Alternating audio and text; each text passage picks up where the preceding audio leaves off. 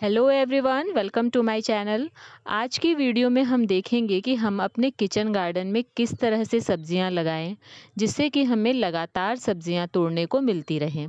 और ये टॉपिक मुझे एक व्यूअर ने दिया है और मेरी भी यही इच्छा है और मेरी क्या मुझे लगता है सभी का यही मन होता होगा कि हमारे पास एक छोटा सा किचन गार्डन हो और हमें उसमें से लगातार ऑर्गेनिक फ्रेश वेजिटेबल्स मिलती रहें।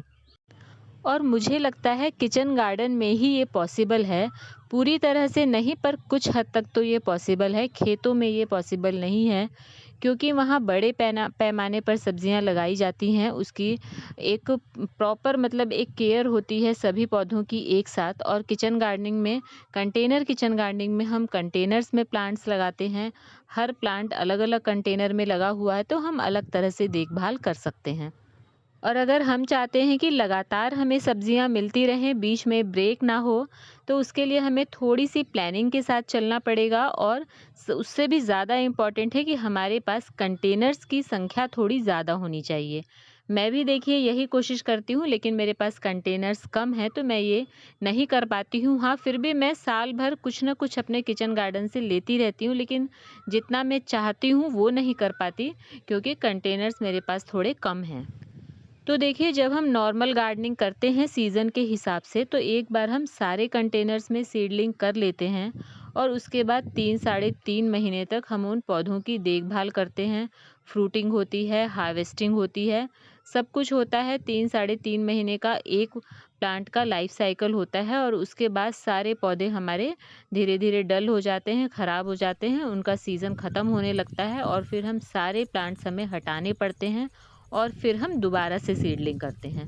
और जब हम दोबारा सीडलिंग करते हैं और फिर जब पौधा प्रिपेयर होता है, फ्रूटिंग आने तक 1 डेढ़ महीने का टाइम रहता है, तो उस समय तक हमारे पास हार्वेस्टिंग नहीं होती है, किसी तरह की वेजिटेबल हमें नहीं मिलती है।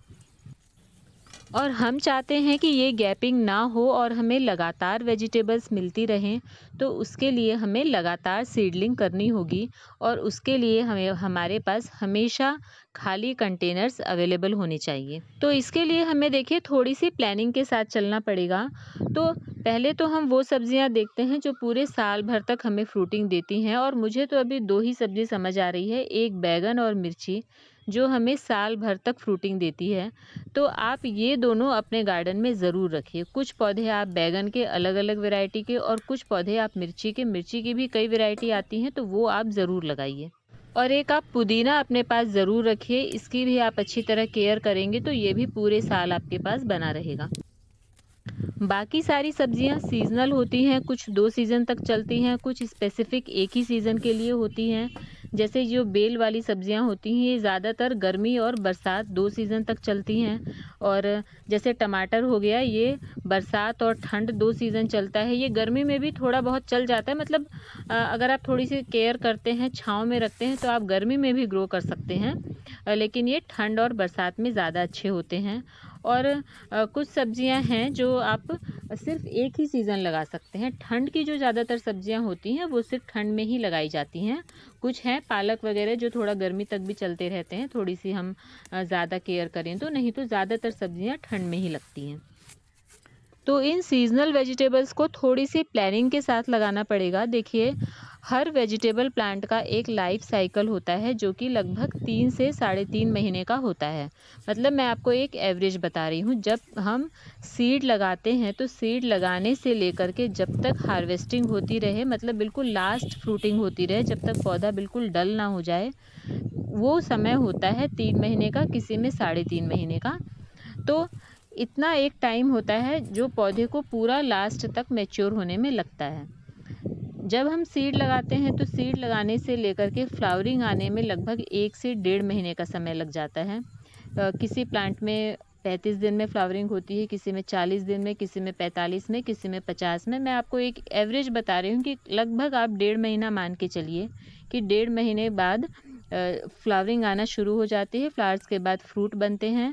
बेलों में थोड़ी सी जल्दी होना शुरू हो जाती है और उसके बाद फ्रूट आने लगते हैं। और फ्रूट आने के बाद लगभग 1 डेढ़ महीने तक पौधों में अच्छी फ्रूटिंग होती है और उसके बाद फ्रूटिंग बिल्कुल थोड़ी सी कम हो जाती है और फिर 15-20 दिनों बाद पौधा बिल्कुल डल होने लगता है।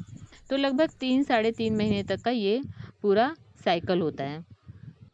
तो अगर लगातार आप फ्रूटिंग चाहते हैं तो जब आप शुरू में सीडलिंग करते हैं तो सारे कंटेनर्स में एक साथ प्लांट्स मत लगाइए। कुछ कंटेनर्स आप रख लीजिए और बाकी में आप सीडलिंग करिए। और जब आपके प्लांट्स तैयार हो जाएंगे और जब उनमें फ्लावरिंग शुरू होगी, उसमें लगभग आपको 1.5 महीने का समय लगेगा।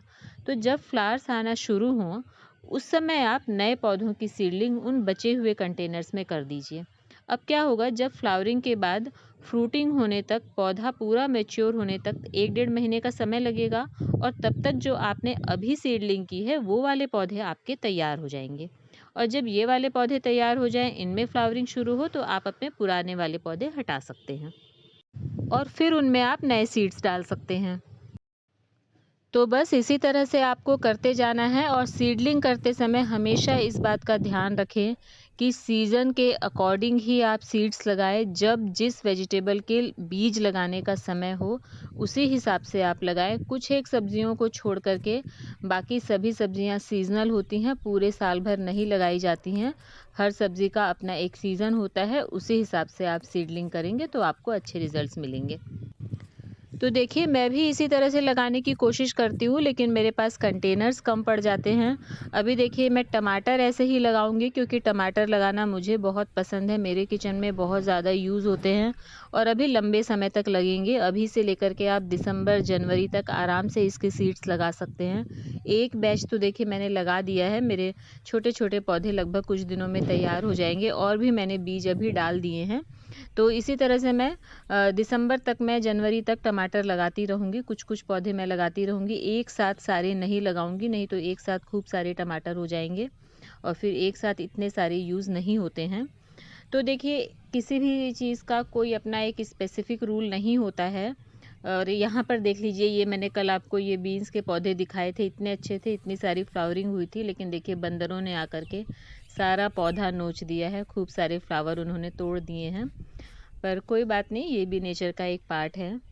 तो टमाटर में थोड़ा सा अलग है क्योंकि टमाटर एक साथ खूब सारे लग जाते हैं और फिर उन्हें पकने में थोड़ा सा टाइम लगता है और फिर सारे टमाटर एक ही साथ पक जाते हैं। और कई बार किसी प्लांट के टमाटर पकने में ज़्यादा टाइम लगता है और किसी प्लांट के टमाटर पकने में कम टाइम लगता है। तो उस हिसाब से हमें सेट करना होता है कि हमें कब किसकी सीडलिंग करनी है। तो इसीलिए मैं बोल रही हूँ कि किसी चीज़ का कोई स्पेसिफिक रूल नहीं है। कई बार हम 2 प्लांट एक साथ लगाएंगे, लेकिन एक प्लांट कुछ अलग तरह से रिस्पॉन्स करता है और दूसरा कुछ अलग तरह से करता है। तो मैंने आपको एक मोटा मोटा हिसाब बता दिया है कि आप इस तरह से पौधे लगाएंगे तो आपको लगातार अपने किचन गार्डन से सब्जियां मिल सकती हैं। बाकी तो देखिए, आपकी खुद की डेडिकेशन है, आपकी मेहनत है, आपकी समझ है कि आप किस तरह से क्या करते हैं। तो बस जितना मुझे समझ आया मैंने आपको बताने की कोशिश की है, और अगर कोई डाउट है, कोई सवाल है, तो आप कमेंट सेक्शन में ज़रूर पूछ सकते हैं। मुझे खुशी होगी मेरी वजह से किसी की हेल्प हो तो बस आज के लिए इतना ही। और आज की वीडियो की ज़्यादातर क्लिपिंग मेरी पहले की है, अभी की नहीं है। तो मिलते हैं नेक्स्ट वीडियो में। Thank you.